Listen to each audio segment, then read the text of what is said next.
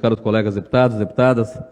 Na verdade, ocupo a tribuna agora, na tarde de hoje, para me somar às falas do deputado Frederico Antunes e do deputado Alexandre Postal, das dificuldades que estamos observando a partir da reunião que tivemos ontem em Brasília, lá no Supremo Tribunal Federal, que tratou do julgamento da ação direta de inconstitucionalidade, que tratava da renegociação da dívida.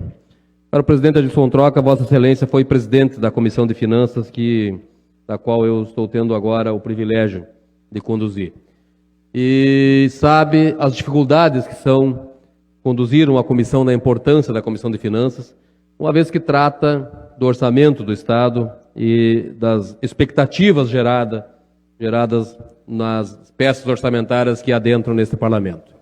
E me preocupou muito alguns pontos que foram levantados nas falas dos ministros e especialmente da advogada-geral da União, que lá representava o governo federal, e também do Ministério Público Federal, que também estava lá representada. Mas uma delas especialmente, que é a que tratou da inconstitucionalidade da lei que agora proporcionou a abertura de uma renegociação da dívida por parte dos estados e que também ocasionou um projeto de decreto legislativo que está sendo conduzido pelo deputado Esperidião Amin, lá no que diz respeito a essa renegociação. Se for verdadeira a tese levantada no Supremo de que esta lei é inconstitucional, cai por terra todos os avanços que foram obtidos até o momento na renegociação da dívida, meu caro presidente. Cai por terra o projeto de decreto legislativo substitutivo que foi encaminhado ao senador Esperidião Amin. Cai por terra todos os avanços que foram conquistados pelos estados no que diz respeito à discussão da tese de juro composto, de juro simples, que foram levantados. E cai por terra também, junto com tudo isso, a nossa esperança. O Estado do Rio Grande do Sul não terá como suportar se porventura for incumbido de forma imediata o pagamento daquilo que ficou atrasado por conta da liminar que foi concedida. Ontem, na fala do ministro Barroso, o ministro Barroso tentou amenizar e conseguiu sensibilizar os seus colegas ministros para que pudéssemos proporcionar mais 60 dias de prazo para que os governos estaduais e a União pudessem encontrar uma alternativa para essa solução. Mas eu lhe confesso, meu caro presidente, lhe confesso que não vi a menor boa vontade, nem por parte da União, e tão menos por parte do Supremo, de alcançar esse socorro aos estados. Pelo contrário, vi na fala dos ministros e vi na fala do Procurador da República um preconceito muito grande e já uma decisão tomada no que diz respeito ao destino dos estados, aonde foi dito de forma clara de que os governadores não fizeram a sua parte e não enfrentaram aquilo que devia ter sido enfrentado no passado. Pois bem, muitas foram as transferências de competências delegadas que antes eram da parte da União, foram delegadas para os estados. Muito foi a transferência de responsabilidade imputada aos estados e municípios que antes eram de competência exclusiva da União. E eu tenho, presidente Adilson Troca, uma preocupação muito grande. Nesta celeuma, nessa discussão, na esteira de tudo isso, estão aqui o destino traçado da vida de muitos de nós.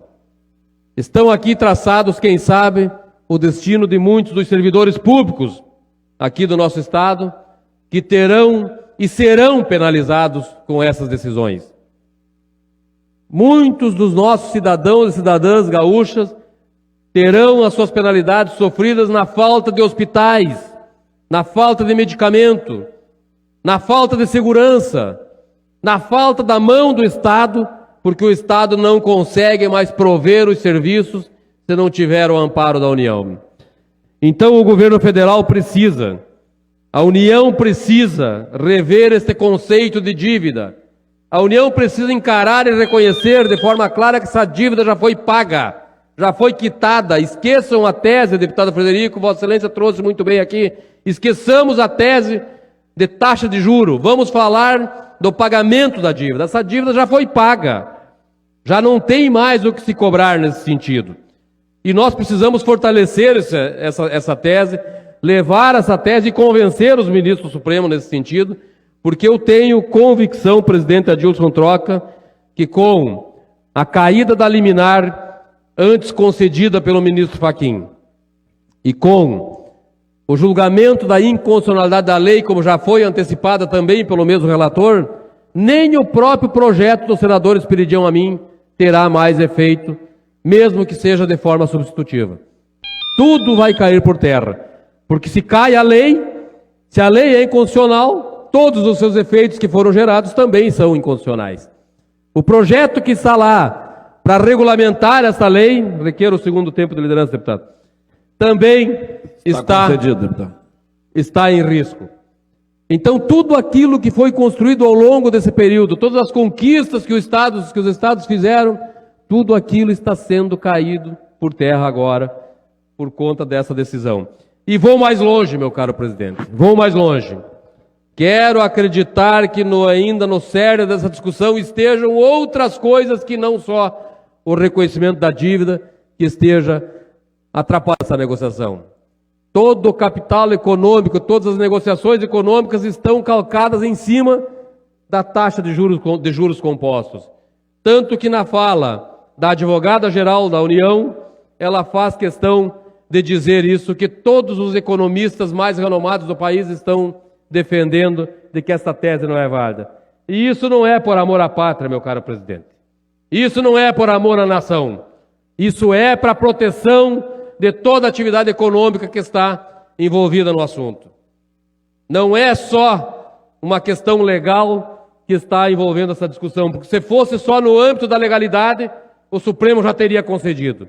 Existe uma questão política envolvida no assunto e existe uma questão econômica que é também calçada nessa decisão política. Então, é muito importante que o Supremo atenha-se à sua atividade, que é a de julgar a causa do pedido, que atenha-se ao seu papel de analisar os fatos postos pela peça ali apresentada.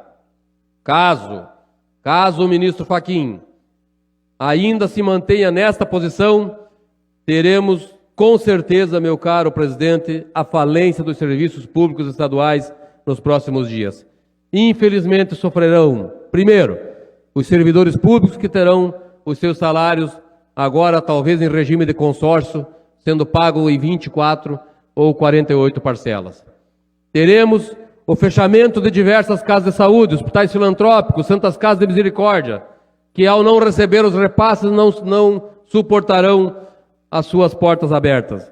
Teremos o atraso no repasse para medicamentos.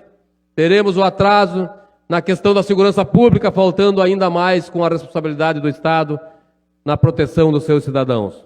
E teremos, sem dúvida nenhuma, meu caro presidente, um verdadeiro colapso instalado aqui no Rio Grande do Sul, e mais do que no Rio Grande do Sul, porque não é um problema só dos gaúchos em todos os outros estados da federação que lá estavam também buscando o seu reconhecimento. Eu tomo a liberdade de sugerir aqui à presidência da República, a presidente Dilma, que olhe para essa situação, que quem sabe, tomada da mesma sensibilidade que a levou a conceder o perdão da dívida para outros países, quem sabe não seja a hora de a presidência da República também colocar a mão sobre o ombro dos seus filhos, dos estados da federação, e quem sabe como último ato da presidência da República, já que se encaminha cada vez mais o processo de impeachment da presidenta Dilma, ela possa fazer este ato de perdão da dívida dos estados e deixar para os estados a possibilidade da recuperação.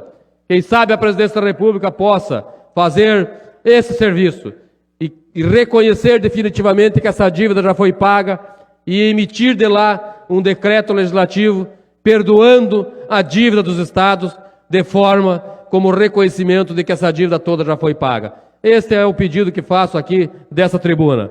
Avalie, presidente Dilma, avalie a possibilidade de reconhecer e de prestar e emprestar o apoio, o mesmo apoio que foi emprestado a outros países, e reconheça que essa dívida foi paga e nos conceda esse perdão.